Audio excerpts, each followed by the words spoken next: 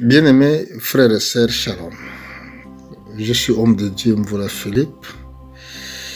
Je vous salue partout dans le monde et ceux qui me soutiennent dans les prières et ceux qui prient pour moi. Je suis ce serviteur que Dieu a prophétisé dans le livre de Daniel, ce que Dieu avait promis. Il a dit que ce livre, il a dit à Daniel, cache ce livre jusqu'au temps de la fin. Plusieurs alors les lions et la connaissance augmentera. Donc, il doit avoir aussi des serviteurs que Dieu a mandatés pour révéler les mystères de Daniel et pour nous prêcher dans ce temps que nous sommes en train de vivre. Et pourquoi je vais parler de l'Afrique aujourd'hui? Nous allons voir le continent africain, ça se trouve dans les prophéties bibliques. Mais ici, avant de commencer la méditation, nous allons lire un texte des Écritures dans le livre de Ecclésiaste, chapitre 3. Je suis au verset 15. C'est le problème de Dieu. La Bible nous dit ce qui était déjà été et ce qui sera a déjà été. Et Dieu ramène à ce qui était passé. Donc, Dieu ramène ce qui était passé. Si je vais lire au verset 14, c'était « J'ai reconnu que tout ce que Dieu a fait, Dieu durera toujours et qu'il n'y a rien à ajouter et rien à retrancher et que Dieu agit ainsi afin qu'on les craigne. » Donc, je suis dans les messages prophétiques. Ce que nous voyons déjà a été déjà prophétisé.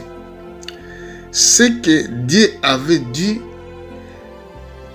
la Bible déclare que les ciels et la terre passeront.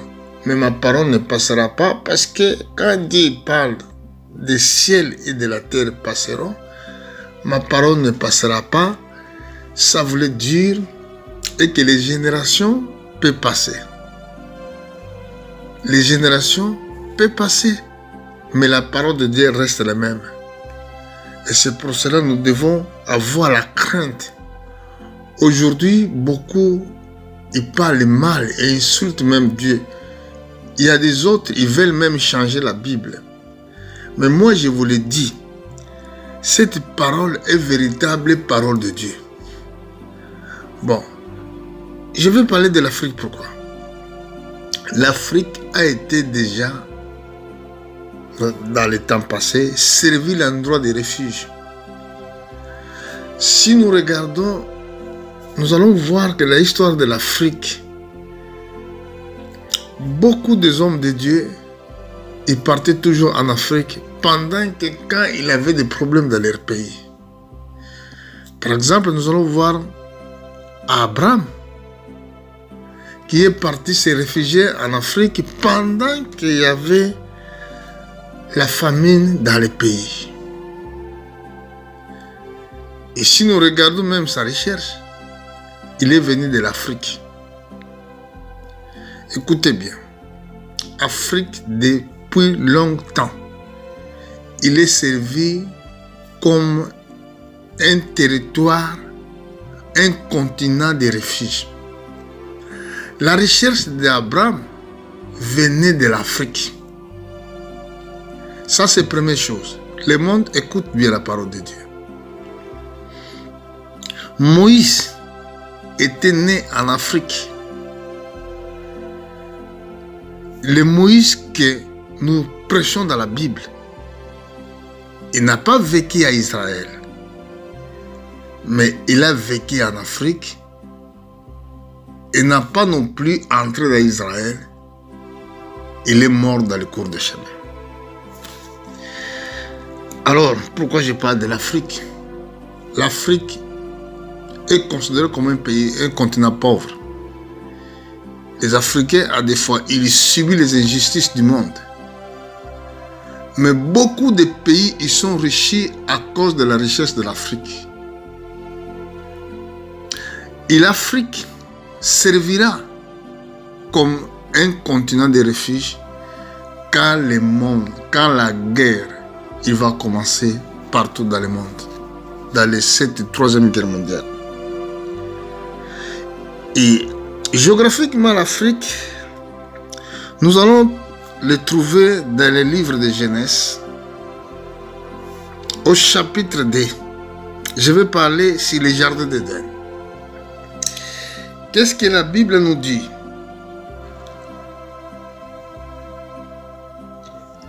La Bible déclare, je crois, au verset, je vais regarder le verset, je crois au verset 10, chapitre 2, verset 10, livre de Genèse. Et un fleuve sortant d'Éden pour arroser les jardins. Et de là, il se divisa en 4 bras. Le nom de première est Pishon. Et c'est lui qui tourne tous les pays d'Avia où se trouve Or. Hors de ce pays et puis on trouve aussi l'ébédium et les pierres onyx. Le nom de troisième est Elédec. Elédec aujourd'hui on n'appelle pas Elédec, on appelle Tigre. Et c'est lui qui coule à orient de Syrie, la 4e fleuve Euphrate. Là, si nous regardons verset 13, il nous dit le nom de seconde fleuve est Guillon, c'est lui qui entoure tout le pays de Couche. Et Couche, c'est l'Afrique. Et c'est pour cela, si vous regardez même toutes les richesses des sols, toutes les richesses là, ça se trouve en Afrique. Mais les Africains, ils sont des peuples qui subissent beaucoup sur les misères du monde. Mais sachez-le bien que quand la guerre va commencer, déjà, il est débuté en Europe. La guerre, ça va commencer en Europe. Et déjà, la guerre, nous sommes en train de vivre déjà la guerre. Ceux qui vont louper enlèvement, ceux qui louperont enlèvement,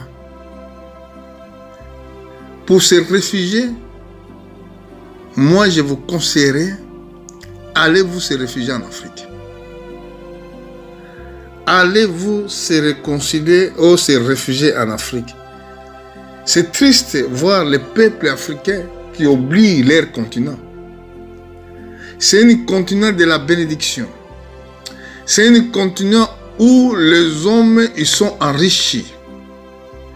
C'est un continent protecteur.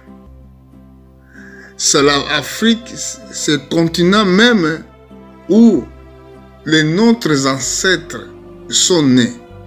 La Bible dit les fleuves sortant pour arroser les jardins. Mais en citant les fleuves, nous voyons que les jardins d'Éden étaient localisés. Grande partie en Afrique. Et d'autres parties, c'était au Moyen-Orient, Syrie, Irak, Israël. Et parce que les Syries, les 2 fleuves même que nous venons de citer, quand on parle d'Euphrate, Tigre, ces 2 fleuves se trouvent dans l'Irak. Si tu vas en Irak, tu vas trouver ces 2 fleuves-là. Et Jésus-Christ, il était mort là, dans ce territoire qu'on appelle Israël. Pourquoi?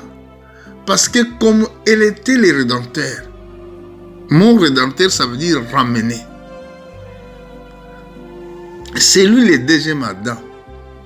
Donc, il doit mourir dans le même endroit où Adam a perdu. Parce qu'il s'agit de rachat. il doit racheter nos âmes. Il doit racheter nos esprits. Il doit racheter tout ce que nous avons perdu. Quand Dieu nous a créés, il nous a créés pour vivre en paix. Mais la guerre a commencé directement dans les jardins d'Éden. Après, cette guerre est devenue guerre familière. Et quand Caïn tue son frère, et jusqu'à aujourd'hui, nous sommes en train de vivre cette guerre parce que dans nos cœurs, nous n'avons pas la paix. Il n'y aura pas la paix quand les hommes dirigent la terre. Il n'y aura pas la paix quand les hommes dirigent la terre. Parce qu'ils sont des hommes. Ils sont incapables d'aimer l'un à l'autre. Écoutez, frères et sœurs. Si nous regardons par rapport à l'esprit, les dons, les fruits du Saint-Esprit, nous n'allons pas voir la guerre. Ça veut dire où Dieu réside, c'est très difficile à voir la guerre. Regardez par exemple comment apôtre Paul vient nous expliquer. Il nous a dit à cause des fruits d'esprit. Je vais aller rapidement dans les livres des Galates. Là, nous allons voir qu'est-ce que l'apôtre de Dieu nous a dit sur les fruits de l'esprit. Galates chapitre 5. Je suis au verset 22. Il a dit, nous allons voir, il a dit, mais les fruits de l'esprit, c'est l'amour, la joie, la paix, la patience, la bonté, la bénignité, la fidélité, la douceur, la tempérance. Nous n'avons pas voir là la guerre. C'est l'amour, c'est la paix, c'est la tranquillité. Aujourd'hui, le monde, il manque de la paix. Sachez-le bien. Pendant que nous sommes conduits dans ce monde, nous aimons le monde. C'est très difficile à voir le baptême du Saint-Esprit. Parce que voilà ce que la nature des hommes sur la terre, comment ils sont. Si je vais lire au verset 19 dans le même livre, c'est écrit, or les œuvres de la chair sont manifestées. Ce sont impudicité, impureté, la désolation, l'idolâtrie, la magie, les inimitiés, les querelles, les jalousies, les animosités, les disputes, les divisions, les sectes, les envies, ivrogneries, les excès de table et les choses semblables. Je vous le dis d'avance, comme je l'ai déjà dit, que ceux qui commettent de telles choses n'hériteront point dans le royaume de Dieu. Je vous dis qu'il y aura un royaume. Il y aura un royaume de Dieu. Parce que si cet royaume subsiste ou existe, on ne peut pas avoir le royaume de Dieu. Ça veut dire que ce royaume doit finir pour avoir le royaume de Dieu. Et c'est pour cela que les guerres que vous êtes en train de vivre, ils sont des signes qui montrent que le monde va à la fin. Donc, pourquoi vous devez quitter pendant qu'il y en a encore le temps de le faire? Parce qu'il y a beaucoup qui vont perdre le temps pour les distractions inutiles. Et il n'y aura pas la possibilité pour qu'ils sauvent leur vie. Donc, je suis dans le livre d'Apocalypse, là où la Bible parle sur les bombardements. Quand Russie va bombarder, je ne citerai pas le pays, mais j'ai déjà prêché ça dans plusieurs pays, plusieurs fois, pardon. J'ai déjà prêché que la Russie, va bombarder. Même aujourd'hui, ils disent que non, il ne le fera pas. Mais déjà, même les journalistes ils le disent, hein, et qu'il va bombarder. Il va répondre les pays qui soutiennent l'Ukraine. Mais comme l'homme est toujours distrait, comme l'homme il ne comprend même pas les choses de Dieu, comme l'homme ne comprend pas ce que la prophétie dit, il croit que toutes choses là, ça va se faire, ça va pas se faire. Il y a des autres qui disent ça. Ça va pas se faire. Non, il sera impossible. Mais moi, je vous le dis, il va le faire. Pourquoi? Regardez dans les livres de Apocalypse au chapitre 18. La Bible dit, après cela, je vis descendre du ciel un autre ange qui avait une grande autorité, et la terre fut éclairée de sa gloire. Il crie d'une voix forte disant, il est tombé Babylone la grande. Il était devenu une habitation des démons, une repère de tout esprit impur, une repère de tout oiseau impur et odieux. Parce que toutes les nations ont bu du vin de la fourrière de son impudicité, et que les rois de la terre se sont livrés avec elle à l'impudicité, et que les marchands de la terre se sont enrichis par la puissance de son luxe. Et j'entendis du ciel autre voix qui disant, sortez au milieu de mon peuple, afin que vous ne participez point dans ces péchés, et que vous ayez point de la part à ces fléaux. Voilà, la Bible dit, sortez du milieu de mon peuple. Ici, la Bible nous dit, sortez du milieu de. Avant que la guerre commence, les peuples, les croyants, je m'adresse, vous devez sortir. Avant que la guerre, parce que la Bible dit, ceux qui vont rester, hein, ceux qui seront dans cette ville, ceux qui ne sortiront pas pendant que vous entendez la voix de l'homme de Dieu. La Bible dit, et que afin que vous participez point à ces péchés, et que vous soyez point, vous avez point de la part à ces fléaux. Donc, le fléau là, c'est ça l'arme nucléaire. Mais si vous regardez dans le verset 17 du livre d'Apocalypse, commencez au verset 1 jusqu'à verset 5, vous allez voir que cette Babylone, c'est Vatican. Donc, dans les prochains temps, la Russie avec la Chine, ils vont attaquer cette grande civilisation européenne. Moi, étant que serviteur de Dieu, moi, étant que l'homme de Dieu, je vais tout simplement vous dire que ceux qui vont louper l'enlèvement, l'endroit pour se réfugier, à part Israël, où il y aura des prophètes au temps de la fin, Apocalypse chapitre 11. Parce que quand l'église sera enlevée, Apocalypse chapitre 12, donc il y a beaucoup de chrétiens qui ne partiront pas, qui n'iront pas dans cet enlèvement, à cause de leur conduite, à cause de leur marche, à cause qu'ils n'avaient pas la crainte de Dieu. Ils vont rester.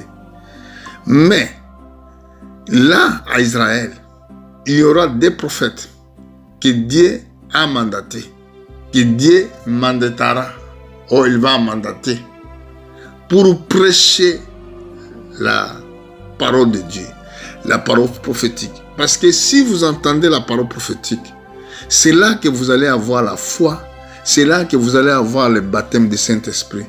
Mais si vous entendez les pasteurs, les faux pasteurs, les faux prophètes, les magiciens, les sorciers, vous n'aurez pas la possibilité d'avoir le baptême du Saint-Esprit. C'est là que vous allez rester. Et c'est pour cela, dans ce temps que nous sommes, ce temps de la fin, vous devez écouter un vrai homme de Dieu. Parce que la parole de Dieu en elle a la puissance de régénérer et de vous donner le baptême du Saint-Esprit. Voilà, le temps est devenu terrible et que nous devons vraiment faire très très attention, mes frères. Et l'Afrique sera l'endroit idéal, l'endroit prophétique où vous devez fuir pendant que la guerre va commencer. Mais là, vous cherchez le salut, peut-être salut de votre corps, mais il faut trouver le salut de votre âme. Le salut de l'âme, c'est ce qui est très très important. Parce que le corps, depuis que l'homme a péché, Dieu avait dit que tu retourneras dans les poussières où tu étais pris. Nous étions pris dans la poussière. Et notre fin sera dans la poussière. Mais la Bible dit, comme dans le livre d'Ecclésiaste chapitre 12, verset 7, le pot ou les poussières retournera dans la poussière, mais l'esprit retournera à Dieu qu'il avait donné. C'est Dieu qui a donné cet esprit que vous avez. Et si vous ne croyez pas sa parole, si vous doutez à ses serviteurs, alors vous n'avez aucune chance pour être sauvé. Et moi, je vous prêche que ce temps est vraiment, je ne sais pas comment je dirais, le temps est devenu difficile. Donc personne arrêtera cette Russie à commencer à faire. Parce que Poutine, il était un outil dans la main de Dieu. Personne n'arrêtera. Même la Chine qui ne parlait pas, il est derrière la Russie. Les Indiens, les Coréens, ils sont derrière la Russie. Ça ne sert à rien de focaliser seulement la Russie. Il y a d'autres pays qui sont derrière eux. Dans les guerres d'Armageddon, comme la Bible le dit dans le livre de Joël, au chapitre 2, si vous lisez tout le chapitre, lisez encore chapitre 3, il y aura beaucoup de troupes derrière lui. Si vous lisez aussi dans le livre de Daniel, au chapitre 11, verset 40, il y aura beaucoup de troupes derrière lui. Donc beaucoup de pays, ils vont s'ajouter. Lisez bien attentif dans le livre de Ézéchiel, chapitre 38, au verset 6, mais lisez tout le chapitre. Vous allez voir que même d'autres pays comme Turquie, beaucoup de pays, la Syrie, les Indiens, ils seront dans leur suite. Donc, ce que nous devons faire, comme vous avez vu déjà la prophétie en train de s'accomplir, moi je vous présente l'unique solution. C'est Christ. C'est Jésus-Christ que vous refusez. Celui que vous devez croire. Nous n'avons plus le temps pour. Si vous ne le croyez pas, donc vous serez jugé durement parce que vous avez entendu la voix de l'avertissement. Même que je ne parle pas très bien français, mais Dieu m'a donné un don. Et je remercie Dieu parce que je n'ai pas même étudié cette langue. Je n'ai pas parti dans l'école française. Mais c'est Dieu qui m'a donné la possibilité de prêcher afin que pour ramener la vie au peuple de Dieu partout dans le monde. J'essaie de prêcher en 3 langues. Français, portugais et lingala. Donc, ça c'est ce qui justifie et que Dieu m'a donné la possibilité d'annoncer la parole de Dieu dans le monde. Et frères, quand vous écoutez cette voix, quand vous écoutez la voix de Dieu, vous n'endurcissez pas vos cœurs. Quand vous entrez d'endurer vos cœurs, d'être incrédule de ce que vous êtes en train de voir ou entendre, vous n'aurez aucune chance pour être sauvé. Moi, je vous dis ce que la Bible dit, ce que la prophétie dit. Donc, il y aura une guerre, mais le seul endroit où le peuple il doit fuir pour vivre, il sera en Afrique. Beaucoup de gens vont dire en Afrique, oui, parce que dans les versets d'introduction, j'avais dit ce qui était et ce qui sera. Donc, c'est la parole de Dieu. Donc, voilà, comme vous êtes en train d'entendre le son de la trompette, la voix de l'homme de Dieu. Que Dieu vous bénisse. J'attends vos commentaires. J'attends ce que vous allez me dire partout dans le monde. Mais le peuple de Dieu soit attentif. Ceux qu'ils vont rejeter, ce n'est pas un problème. Ceux qui disent qu'il n'y a rien qui se fera parce qu'ils ont mis des sanctions à gauche, à droite, il y a des embargos, tout ça, ce n'est pas grave. Mais comme vous êtes incapable de savoir si vous allez vivre après 2 jours, après 3 jours, là, ça nous montre que l'homme est limité. Vous ne connaissez pas ce qu'il va faire ensuite. Soyez seulement prudents et croyez à la parole de Dieu. Arrêtez de douter parce que c'est votre propre vie qui est en cause. Pour aujourd'hui, je vous dis que Dieu vous bénisse. Je reviendrai dans les prochains jours avec un nouvel message. Que Dieu vous bénisse. Merci.